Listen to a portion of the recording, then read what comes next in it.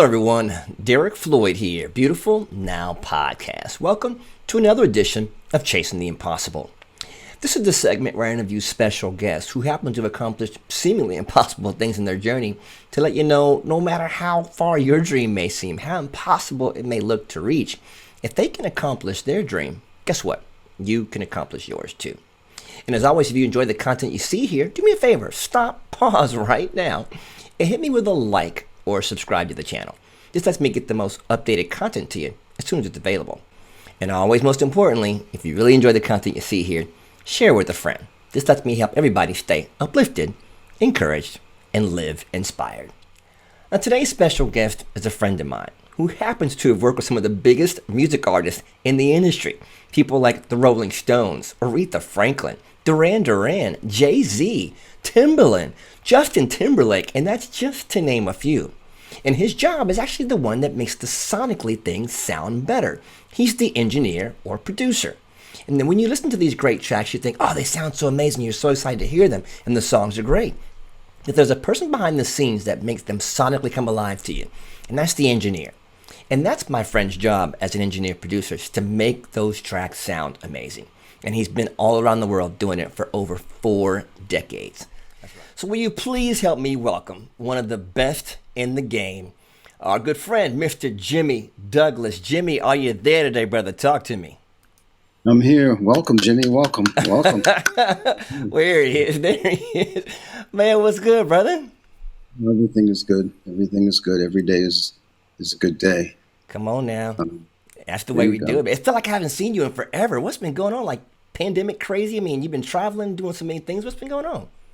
I mean, pandemic crazy, just kind of staying put in Miami a lot. Go to LA every now and then, trying to just keep my fingers on the pulse a little bit and trying to stay out of the way of the vid. You know what I'm saying? I want to thank you for being here, taking some time just to talk to the subscribers. I mean, you know, you've been a legend for so long, and you've been a good friend of mine and somebody I really admire and respect. And, you know, to talk to you about your story and share to others how they can, you know, take their impossible and make it happen. It's kind of cool. So I just appreciate you just spending a few minutes to do that, man. So let's just go ahead and dive like right in, you know, because most people that's watching this know exactly who you are. This is the senator. This is the man who's been doing it behind the boards for over 4 decades, man. Can you imagine that? Does it feel like 4 decades? Can you imagine that? Does it feel like 40 years at this game? I mean, it does. It feels like life, man. And I've been very blessed to be a part of some greatness in this life. And I guess, you know, sometimes I say to people, I guess looking back, I guess I'm pretty good at it. But to me, you know, it's just every day you wake up, you do your best, and that's it. And, you know, you put your foot forward and you go forward, take what comes to you, do the best you can at it. And hopefully, you know, 40 years later, you can still be sitting there. Wow. I don't know the answer, really. Well, man, let's dive into a little bit of your story, man. Let me take up my notes here. You started your path to being an engineer in high school. Now, right, that's when you kind of get it on. So what intrigued you about getting behind the board in high school? It wasn't the intrigue of the board. You know, it was a different time, it was a different era. And like now, this whole process is glorified. Recording engineer, all of it, producer, it's all glorified. When I was a kid in high school, you didn't even know what the hell it was. You had no idea how records were made. You just heard them on the radio. And for me, I could play everything. I was a good player, and I was in these bands and stuff. But what I really wanted to be was an architect. Really? That was my true love. Yes, absolutely. That's cool, man. I didn't. And I think that's cool. I spent all of my high school time taking all those courses to be that. Wow. And you know, thing is, my math sucked. Yeah, you need that in architecture. Well, both those things were terrible. All the other stuff I was really good at, yeah. I tempted those. So, like, you know, I didn't know it yet because you're a kid, but I wasn't going to be able to get into the schools you need to get to do those things. Yeah, and so somewhere along that line, one of the summers, I lived in a very affluent suburb in New York. Great Neck, Kings Point, Long Island. And, you know, everybody has things like, you know, people are architects, so they can give you a job for the summer, that kind of stuff, you know. And there was this one family that was near where I lived, and they were going to give me a job for the summer, and then they kind of welched out on me. And Oh, boo. it really hit me hard because I was so looking forward to being that and getting into that world. I was really good at that as well, very good. Hmm. Um, but yeah, so that, and then I ran into in that town as well. There was Jerry Wexler who owned Atlantic Records, and I ran into his his daughter actually, and I met him through her, and his wife just took a liking to me. Mm. And she kept saying, "What are you gonna do when you get ready to go to school? You're gonna need a job." And and that's kind of how it was. It was like, "Hey, Jerry, let him work over there," but it wasn't like to be in the studio. It wasn't any of that. It wasn't Wow. focus. It was just simply a job that you can probably use when you go to get ready to go to college. Wow. Wow. So you just kind of fell into that. So I kind of fell into that. wow, chance meeting and you become the great of one of these things that you've done, which is pretty incredible. That's a powerful part of the story. When did you discover you had a knack for it? When did you go, I can do this thing. I'm pretty good at it. Uh, every time that they threw me into the tank to do something that I was never really trained for, Mm. which happened all the time back then because, like I say, they didn't have recording schools. They didn't have all that stuff. You were just in a place, and it was like, "Can you do this?" And you're like, yeah." And then if you pulled it off, you did it. And if you don't do it again, they won't let you do it again. It was that kind of I love it. So you were atmosphere. thrown in, and if you got good at it, you just got good at it. If you were, nobody complained that it didn't happen.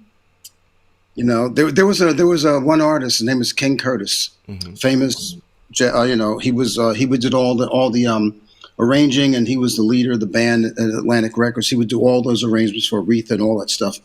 And also the other thing that's really important for me back then was like I was a black kid in the middle of a white man's game. Mm. There weren't black people doing this. Hmm. Hmm. So, a lot of the artists, the Southern soul artists, they would take a kin to me because, like, oh, the little young black kid's coming up. Let's help him out. And the Mm. one thing about King Curtis that was interesting was there was this studio downstairs. We called it the dungeon because nobody was ever down there, and it was like they was a makeshift, and it was just a bad experience.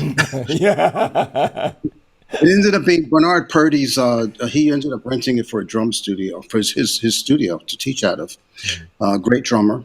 Anyway, but so King would always try to like put me onto a session or something, and because he wanted to help me move up, and Mm. every time I would do something really stupid. I don't even remember what I would do, but every time we did a session, I'd do some one dumb thing, and he would just, man, you ain't ready, man. You ain't ready, man. Oh. I have to go back and wait in the hallways again for another shot. You always got to do one thing stupid. Just got to make a mistake somewhere. There you go. That, man. Well, I mean, most people that talk about what an engineer does, they just think an engineer sits behind the board and moves faders and kind of tries to get everything balanced. But there's so much more to the job than that, and you know that. In your opinion, what do you really think the engineer's real focus should be, and how has that focus helped you succeed where others have failed? The role of the engineer, and once again, I will reiterate, I was in a studio owned by a record company, and their whole attitude was totally different. We're like the owners, the bosses, Jerry Wexler, Ahmet Ertegun. These are the guys that found all these great stars Mhm. and made all this, money. They basically were like, if you're here, you need to run the stuff. We don't run the stuff. You run the stuff. That's why we hired you. And in terms of like what the engineer did, there was no definition on it. It was just like we're going in and we're going to complete a record. Whatever part you do to fill in for that part, you better be there. Mm. Mm. And that's really kind of what it was undefined. Like it's interesting. I learned from the one of the greats, Tom Dowd. He would be like the guy that actually said, hey, put him in the studio. We can use him. Mhm. And he's the one who taught me theoretically. But the thing about the way he taught me, he never verbally taught me anything. Mm. Mm. You would just sit there, you'd watch him, and you go, okay, I think I figured out how to do this. Mm. And that's how they taught you back then. They Mm. didn't sit you down now and go, well, what you going to do and do this and do that. It was just like, here you are. You Yeah. ready? We got a session. Are you ready? And it's like, you got to remember everything you thought you saw. And now it's you. And now you're the man. And if you fuck up, then you fuck up. Wow. Get out. That's And pressure, I'm, man. That's yeah, pressure. and no, I mean that. And it's like, and you would be fired, or they kick you out. I mean, I've been in many sessions recently with young people and stuff, and they do stuff, and it's really fucked up, and nobody, there's no penalty to pay or anything, Wow. which I think is a sad commentary on the whole process. Mm, mm, mm. You know what I'm saying? Yeah, There's got to yeah. be something to give that thing in you to make you go to the next level. Yeah. There's no push. There's no, hey, you blew that, or hey, let's get this fixed. Let's find out why this is wrong. It's just Right. gone. Well, it's also respond. It's like that's on you that this thing fucked up, and it's your fault, and you have to take responsibility for it. And they don't, because nobody says anything, so they go on like it's not a big deal.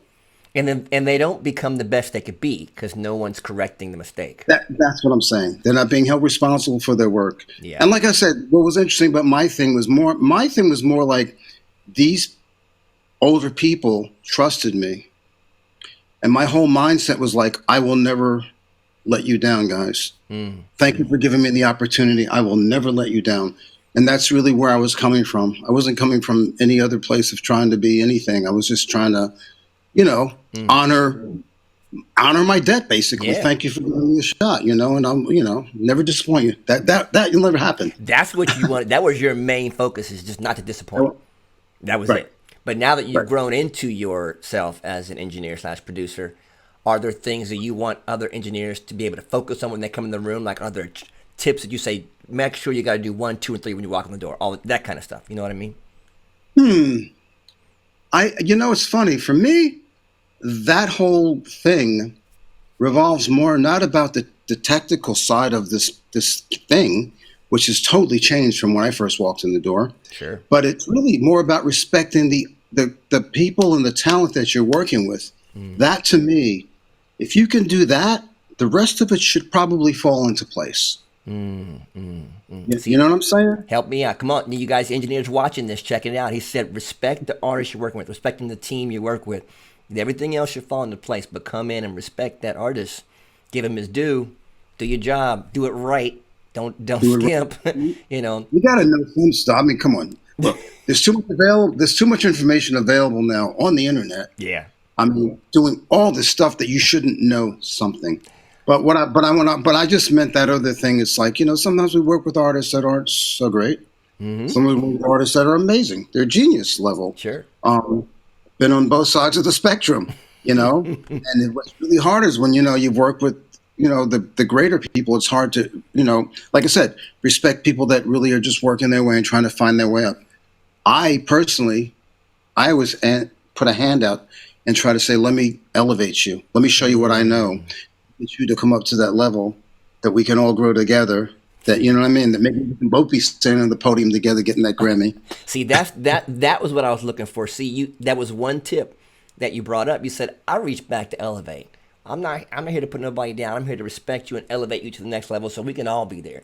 If you come in with that attitude, that changes the whole game, changes the whole session, because you're coming in to push forward, to bring something positive to the team. That's a big thing. It's a big marker. A lot of folks come in, they just want to be the man. They don't want to come in. You see what I'm saying? You don't have to tell me. And see, you're not coming like that. You're saying, I want to be part of the team. I want to help bring this thing to the next level. And you're willing to do whatever it takes to get there, because you had to back in the day. When you were at the studio, they said, just get it done. You didn't really know what was going to go out. You got to just do what was needed, right? That's absolutely right. And one of the things that I find today, life has changed, and this whole studio process is different. You can sit at home on your laptop and so forth, and do all this stuff. But okay. So one of the things I find today, that's really interesting and different from the days before. I understand that you don't have to really sit in the studio and learn all this stuff. Like I was explaining how I learned stuff. I learned from just being there and watching and being ready to take my turn when it came. Trying to find people to help me. One of the big problems I find right now is, because there's so much knowledge available to, all the young heads and stuff, and everybody wants to be the man right away, that they don't really want to sit and watch my process. They just want to figure out, how can I get in your chair right away? And my thing is like, if you sit here and help me do what I need to do, I will be glad to give you this chair. I want you to have this chair. I don't want to sit here working. I want you to be the man. I want you to be the man covering my butt. You know what I'm saying? And that moment will come because I get, too much or whatever, but like they're very impatient. They want it now. They want to just be the man now. They want to make the beats and stuff. And it's like, you'll get a chance to make beats. Trust me, that day will come when you're working with somebody mixing or doing vocals and they just need an extra beat and you happen to have it. That day will come. But you want it to be now. Microwave. And it doesn't work that way. I can't sell you to people that are doing things and go, well, here's another person that's really got some good. This is not what they came for. They came to do them. And if you just take the time and be patient and watch them do them will become a part of you. And before you know it, there you'll be sitting. And that's a true story. I can't really focus any better than that. I know it sounds like poppycock, but and I hear you true. saying more and more, it's all about the process. You need to sit and watch the process. You need to be involved and follow what I'm doing, watch what's happening, and learn the process. So when you're called upon, you're ready. That's it. That's it. And the thing is, I work with a lot of kids that go to school. And older people, they go to the schools and stuff, which is great. I mean, I love the information that's being settled down. Sure. I didn't go to a school. And the other thing that's interesting, I try to explain this, nobody really understands. When it comes to software, they keep changing shit all the time. All the time. It's not like, you have a big board and you learn it and you're going to keep it for 5-10 years. And no, they have another version of something. And in the case of Pro Tools and even Logic and all of them, they kept changing their stuff. Every version, they would change it. And they put the stuff in different places. And if you're working, which is what I was doing, I didn't have the time to go back and read every time where they put all the new stuff. I already know how to work it. Yeah. So I'm kind of slow, whereas the kid that went to school, he was taught the newest version. Sure. And let me tell you, I can watch people in the room where I make them so mad. Right? Because I'll do stuff without the short key. I'll take my time. I'm not in a hurry. Where am I in a hurry? Just because I'm fast. What does that mean? Fast to do what? Doesn't sound like anything, as Ray Charles says. But what does it sound like? And they'll stop me in the middle and go, you can do this and do that with that. I'm like, yeah, I do know that, but you know what? I'm cool. I'm good. Can I just do my way, please? And can you maybe look at me? Because one day you're going to have a machine that's not going to use the short key, and you won't even know how and why you're getting there. It's true. So, it's true. You know it. And they're trying to show off in front of you to be the man. Bingo. And you're like, look, all I want to do is get this mix done. I know where I'm looking for. I don't care about the short key. I don't care if I can do this and the other thing. All I want to know is, how does it sound? Did I get compression right? Is the limiter hitting off? That's all I want to know. You tell me all that later. And can we go home now? Can we go home now? I tell you, man, you began to make a name for yourself as this engineer thing in the 80s. You were killing it, and working with everybody on the planet. So I won't even make a list, but you know who they are. And you switched hats somewhere in there, and you started going for the record producer side. Tell me what moved you to that direction, actually, and why. No, that never really happened. No? What happened was, from day one, I'm trying to explain to you. So Atlantic, they would have a lot of kids that would have demos. Right? And they had a studio. The thing was, having a studio back in those days was no minor feat. Sure. You had to buy a big board. You was paying hundreds of thousands of dollars to have this. Nobody could have it at home. So that's why you had to go through that door. Always. Right? Yeah. So Atlantic had droves of people coming through their door. We want to make a demo. So what would they do? That's how I cut my teeth, being that guy. But when they came in to do the demo, there was no quote-unquote producer. There was nobody that knew anything about the room. They'd never been in a room. I know something.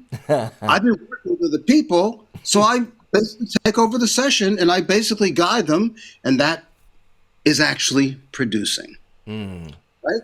And so the definition of production, which has changed so much, completely. It's not necessarily making the beat. It's like, it's the person, like Jerry Works on Almond Erdogan. They played nothing.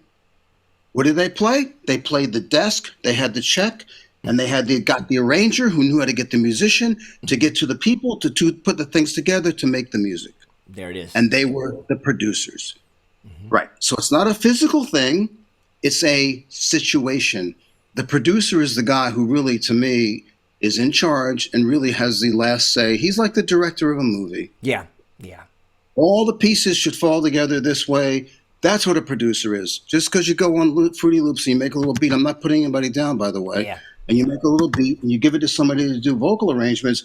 Quite honestly, most of the time, I think the vocal arrangements and stuff make the song more than the beat does. Come on now. And that's where the hit comes from. So to me, a lot of the writers are actually producers, but then we're not calling it that. We're calling them writers. But, Sure. It's a big... So when you said when it changed over, what happened was a group came in that was about to make, whatever.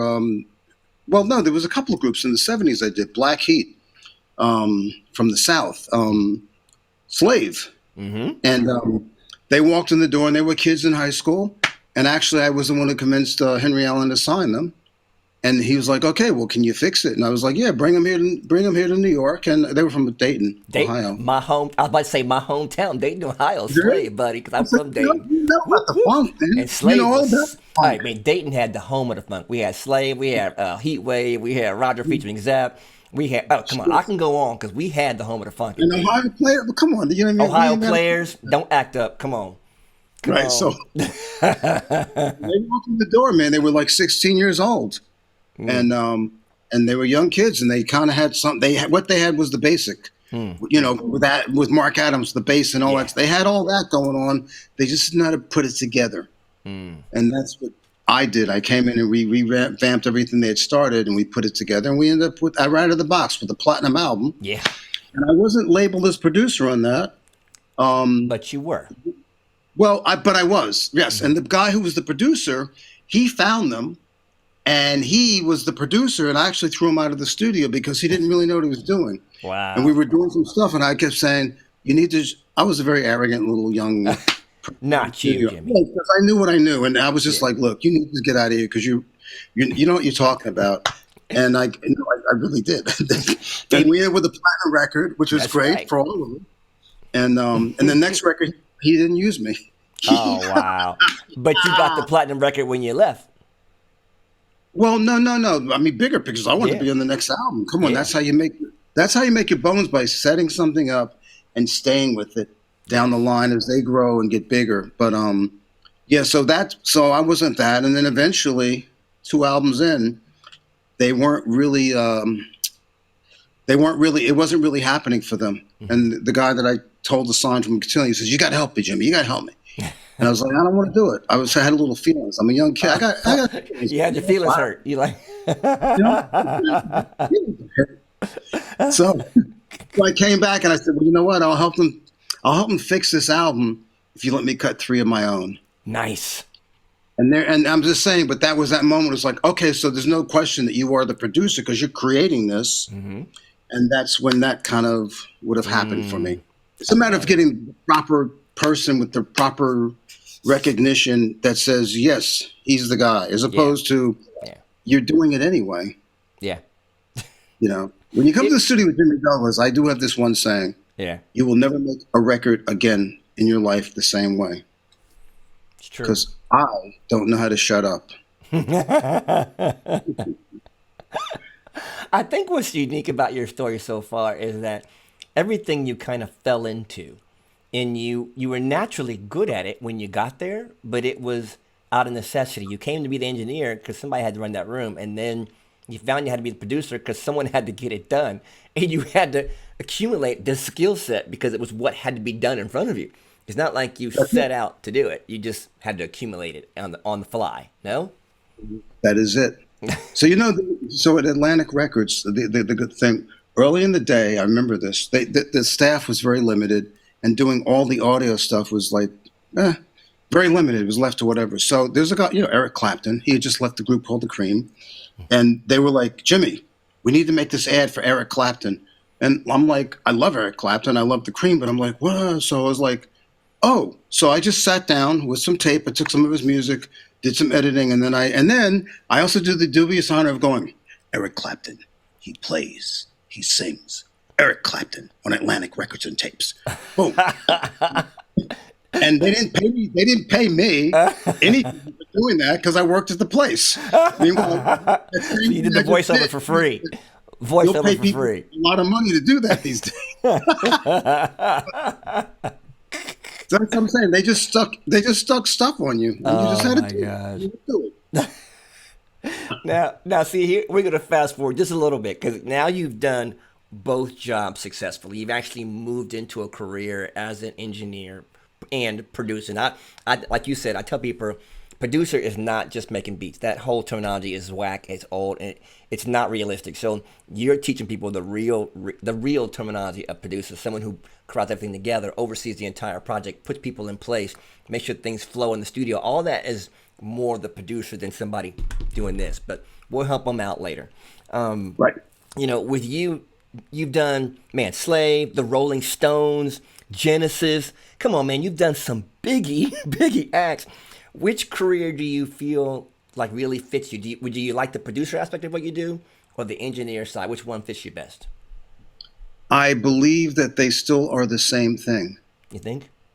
For me Mm-hmm. and for my clients and for when they come to me, what they get is they don't just get a mixer that pushes buttons and does what they Ah, say. okay, You see. get you get a producer Yeah. that's really kind of doing it. And my basically the way that I approach is like I will try to do what I would do if you weren't here. Mm, But if this is that dear to you, your name is on the record as the artist or whatever or the yeah. producer. So you know what? I defer to you.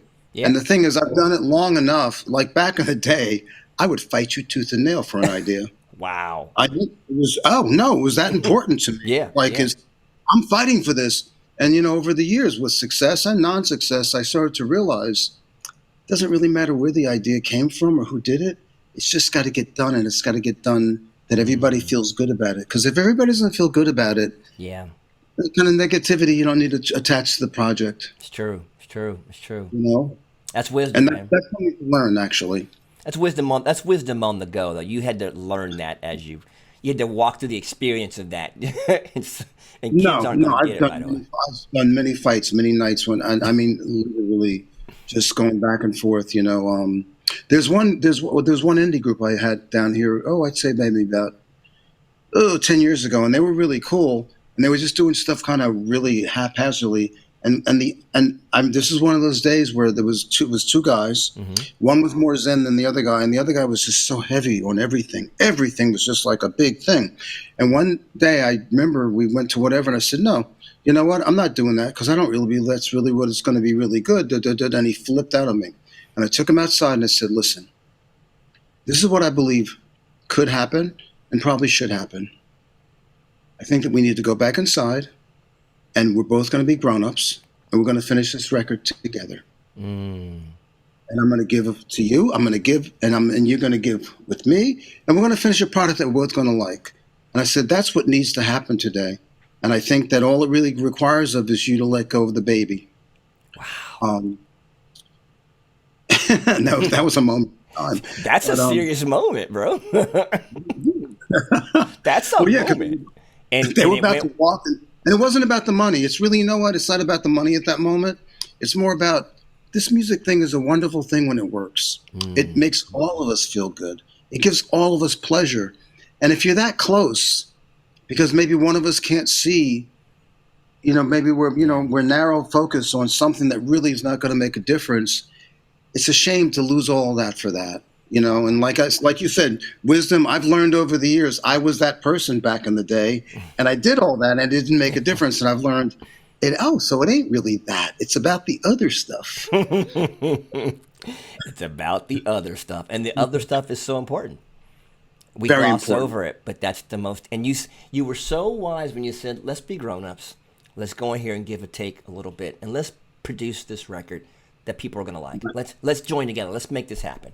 That was the And grown-up. it, and what's interesting was like basically I was saying let's produce, but I couldn't say that because it wasn't mine to produce. So I Got was you. basically saying those exact words, but I made it a feeling instead of Yeah, because it would that wouldn't have flown. He would have just been like, "But you're not producing," and I'm yeah. like, "No, I understand that, but this is how I mix. I mix like a producer. I'm sorry." That's why you're 4 decades in. There you have it. Move the hell on. There you go. So, anyway, you've already proven your records. You don't have to do it again.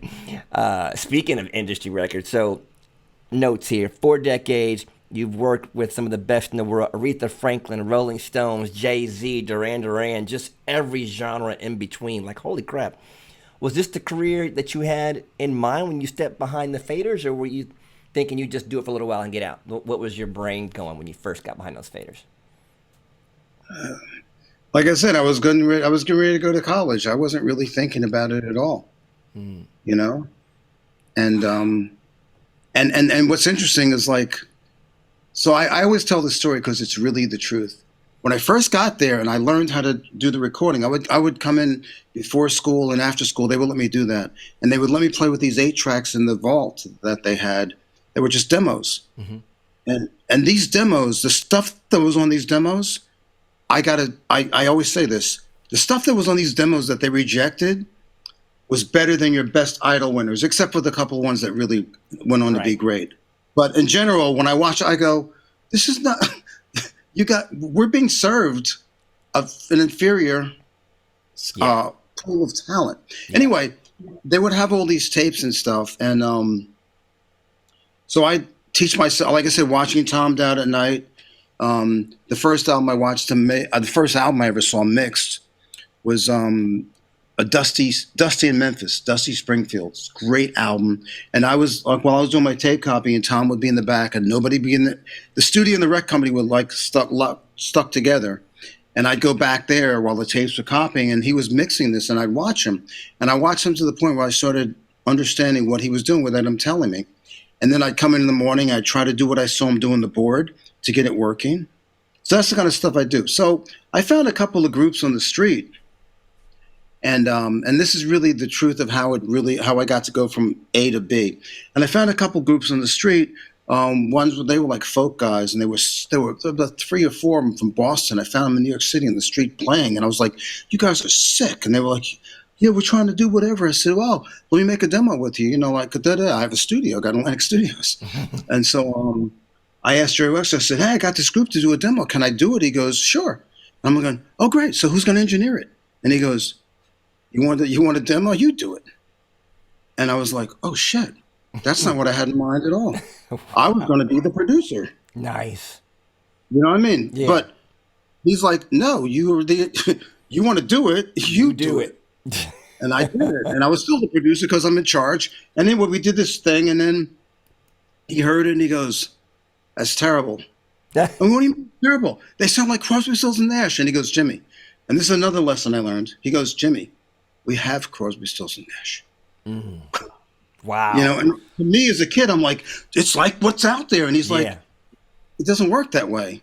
I got the best doing that. Why would I sign somebody that little sounds like anyway? That was my lesson. Wisdom. I'm like, okay.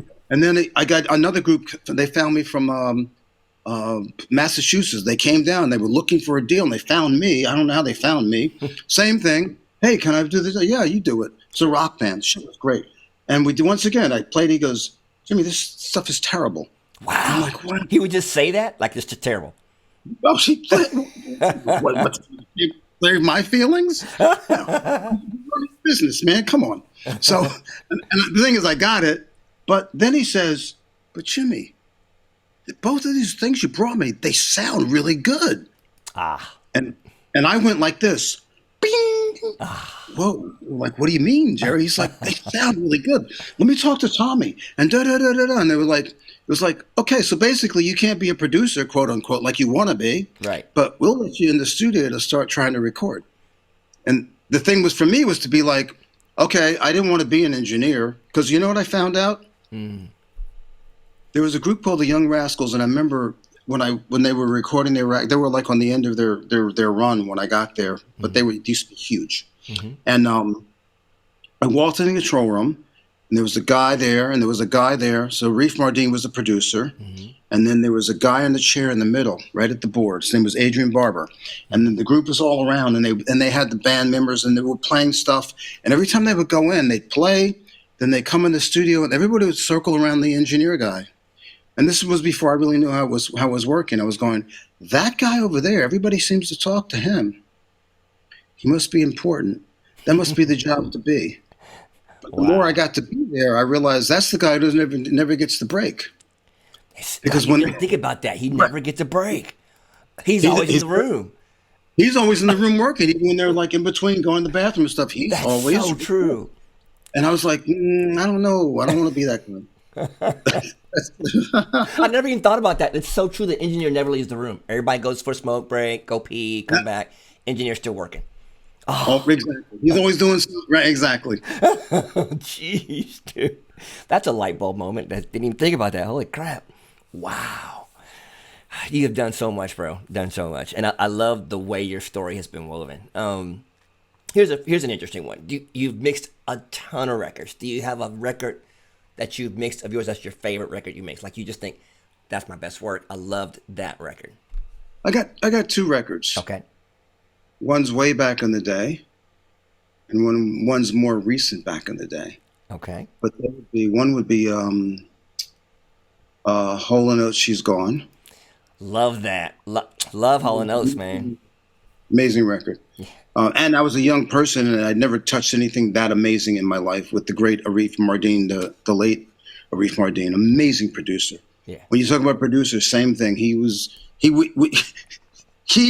and me, we would be stuck there because Tommy Dowd took off and left, and he was kind of running the stuff at Atlantic, and we'd be trying to make the record, and he'd say to me, "But that EQ there, how does it do blah blah blah blah?" And I go, "Arif, I don't know. Yeah.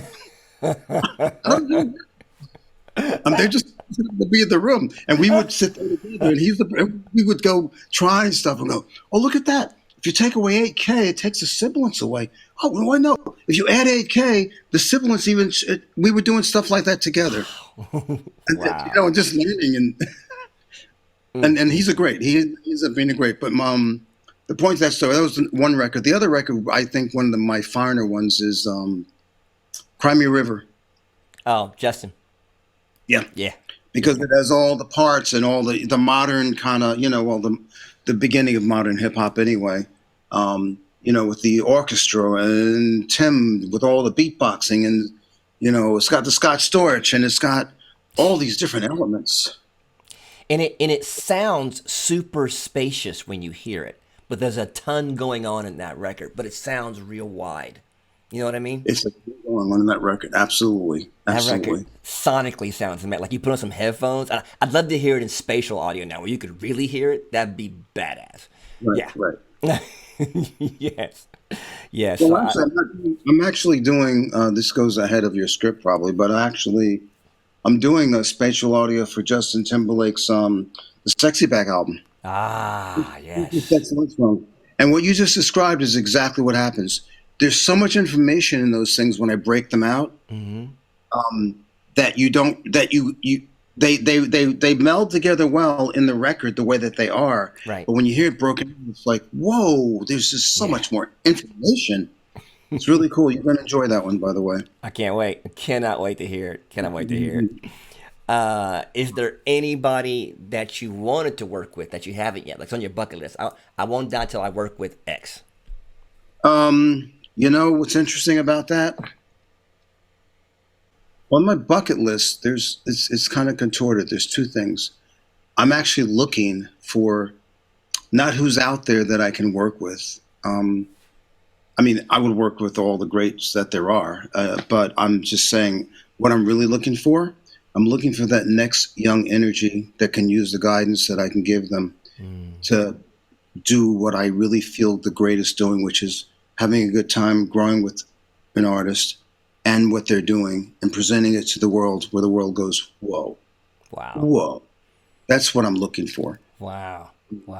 Hey, but I look at your resume, so to speak, your discography of who you've worked with, and you've worked with just about every genre. You've had Grammys in almost every space. You work with some of the game changers in the industry. From Timberland to Justin Timberlake, Pharrell. You've worked with so many different people that have changed modern music, and you've been instrumental in that space. So when I hear records out that I know you've done, it's almost, to me, I'm thinking the songs were great, but Jimmy was the structure of the sound I heard. That's when I hear those records they're platinum records, and the song is always awesome. Don't get me wrong, Timberland's amazing, Justin's amazing. All the records you've done over time, Jay-Z, all of them are amazing. But then when I listen, I'm thinking sonically, this is Jimmy's work. There's a thread. Let's just call it how we see it. So that to me means you put your sonic imprint on 4 decades of music, which is a huge blessing. So thank you. It was kind of answers the last question. And again, thank you just for taking the time just to share a little bit of what Jimmy Douglas is about. With so much skin in the game, man, you have done it all. You've accomplished just about everything an engineer could do in the field that you're in, and become the producer in both, like you said, wearing both hats, working with so many. What keeps you passionate about staying behind the board? What keeps you going, I just love doing this still? Well, first of all, I'm not behind the board anymore. None of us are. So that's the Yeah. first part. That's changed. That didn't feel right to say you're not behind the board. That didn't feel right. I hate to say it, but now you're sitting and playing with the computer all day. And how deep in the well do you want to go? Because there's some people that are awesome. I mean, without a doubt, I just bow and I go, yo, I look at it like this. Had I had these tools when I was younger, I believe I'd be as awesome as a lot of the ones that I say are really awesome.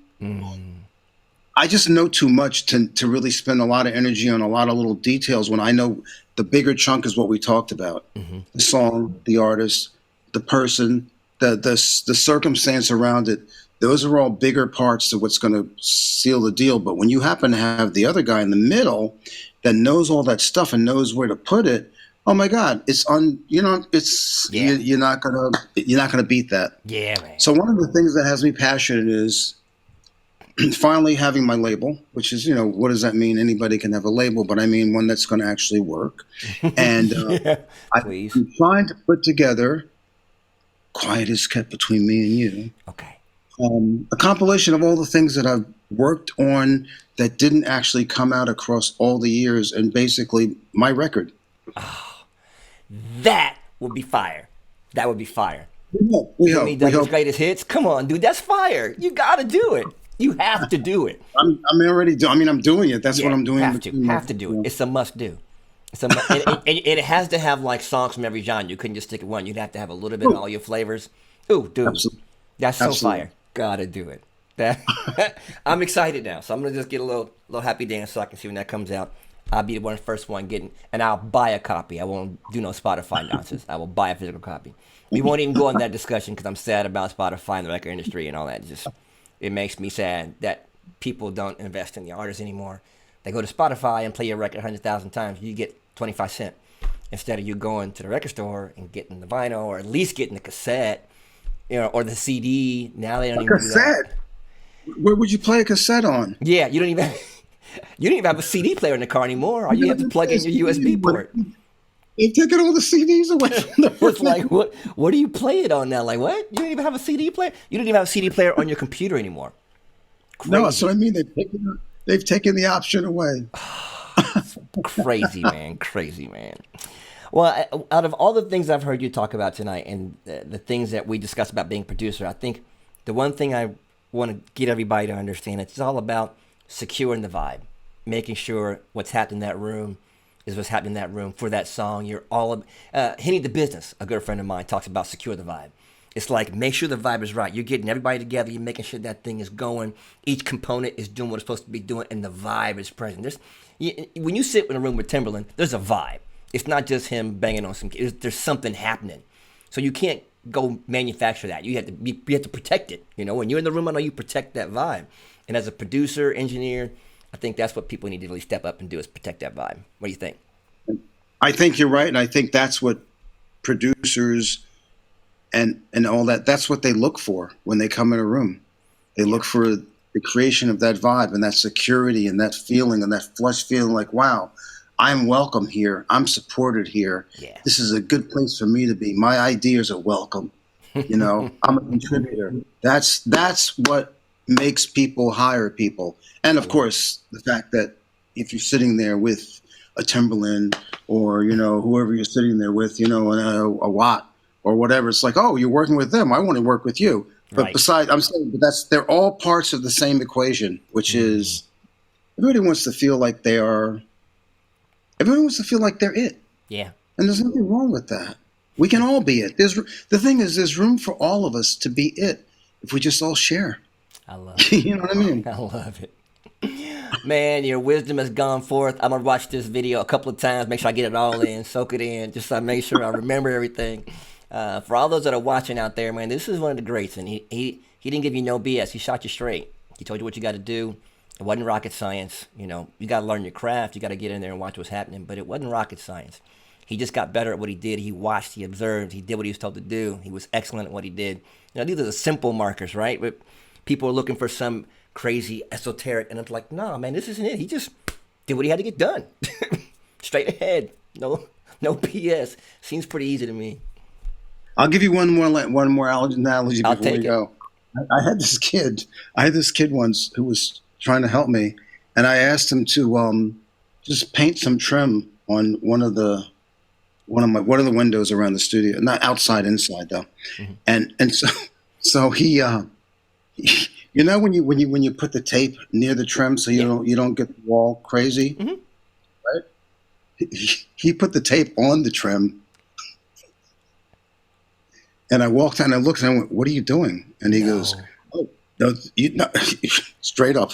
And I go, man. "I think that's like the opposite way around." Yeah. He goes, "No, my uncle did this for his life, and that's how he did it." I went, "I'm pretty sure that's not how he did it." No. Okay, but the point of this story was, I went, "I'm gonna have a problem with you because you don't know. It's not about the music and about the plugins and stuff. It's about common sense, Mm-hmm. and you don't possess that." And he would do things like that all the time around the studio. I'm going, you can't ever really. I can't put you in charge of the music. Yeah, man. You don't have common sense.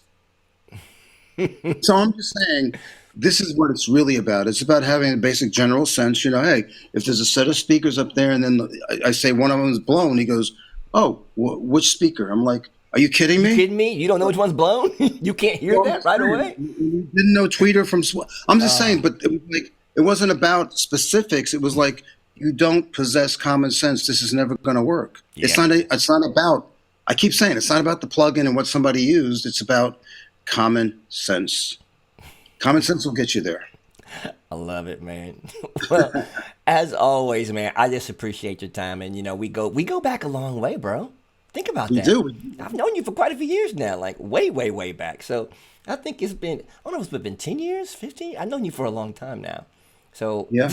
it feels like it's like yesterday, but it's been a long time, you know?